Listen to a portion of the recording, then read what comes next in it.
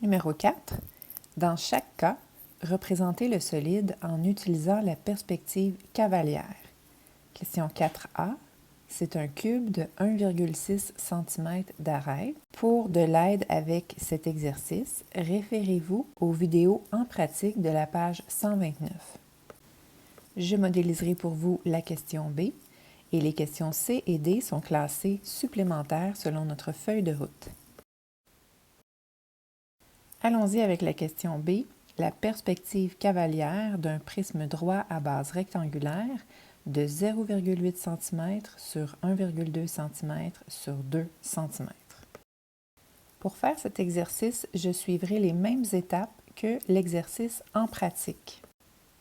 La première étape est de tracer deux axes perpendiculaires dans le plan frontal et un axe ayant un angle de fuite de 30 ou 45 degrés. Premièrement, j'ai tracé mes deux axes perpendiculaires et à l'aide de mon rapporteur d'angle, je vais venir mesurer un angle de 30 degrés.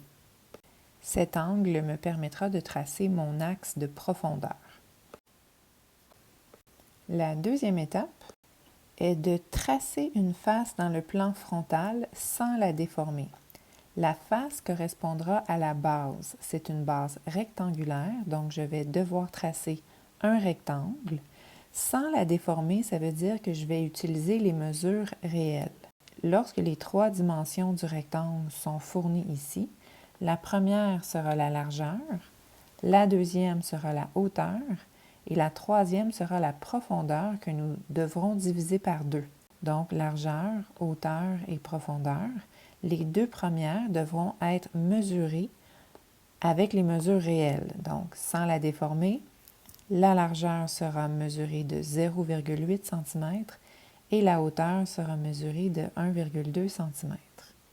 Alors, à l'écran, je vais y aller de façon approximative, mais sur votre feuille, vous mesurez 0,8 cm de large et 1,2 cm de haut. La prochaine étape est de tracer les arêtes fuyantes en respectant l'angle de fuite, donc le 30 degrés du départ, et en réduisant leur longueur de moitié, ce qui signifie que la profondeur de 2 cm sera réduite de moitié, donc divisée par 2, et on mesurera 1 cm sur chaque arête fuyante.